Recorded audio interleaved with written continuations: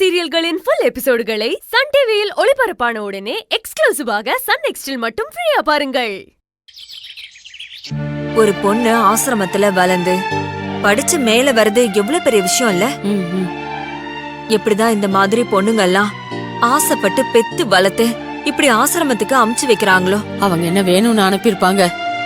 ஏதோ அவங்க அப்பா அம்மாக்கு போராத காலம் இவள ஆசிரமத்துல கொண்டு வந்து விட்டுட்டு போயிருக்காங்க.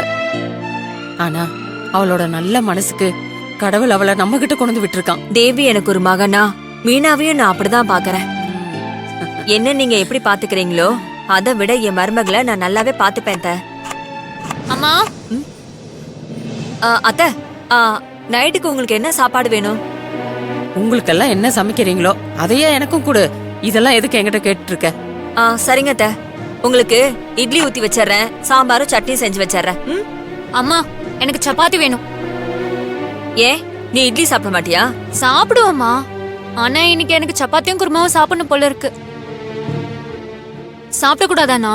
அதுக்கு இல்ல தேவி, எல்லாருக்கும் இட்லி ஊத்தி வச்சுட்டா ஒரே வேலையா முடிஞ்சிரும்ல. நீங்க இட்லி செஞ்சு சாப்பிடுங்க, எனக்கு சப்பாத்தி செஞ்சு கொடுங்க. நல்லா ருசியா வேணும்னு கேக்குறல்ல, நீயே மாவு பிசைஞ்சு சப்பாத்தி சுட்டுக்க வேண்டியது தானே? இது உங்க அம்மா தான் செஞ்சு கொடுக்கணுமா? இது என்ன ஹோட்டலா? வேலை செய்யறவங்க கிட்ட வேலை வாங்குற மாதிரி கேக்குற? நான் என்ன உங்களே செய்ய சொல்றேன்? யாரு செய்யணுமோ அவங்க செய்யட்டும். யாரு செஞ்சு கொடுப்பா உனக்கு? உங்க அம்மா தானே செஞ்சு கொடுப்பா. ஏன் இந்த வீட்டு மருமக என்ன பண்றாளாம்? யாரு? மீனாவையா கேக்குற? அவளதான் மருமகன் தலைக்கு மேல தூக்கி வச்சுட்டு ஆடுறீங்களே, அவளதான் சொல்றேன். ஏய் என்னடி அவ இவனு மரியாதை இல்லாம பேசிட்டு இருக்க? அவ ஓ அண்ணி, அவளை எப்பவுமே மரியாதையா அண்ணின்னு தான் சொல்லணும். முதல்ல அவளை சப்பாத்தி செய்ய சொல்லுங்க. சாப்பிடற மாதிரி செஞ்சானா அதுக்கப்புறம் நான் அவளை அண்ணின்னு கூப்பிடுறேன். நீ கேக்குற மாதிரி செஞ்சு கொடுக்க அவ எங்க இருக்கா?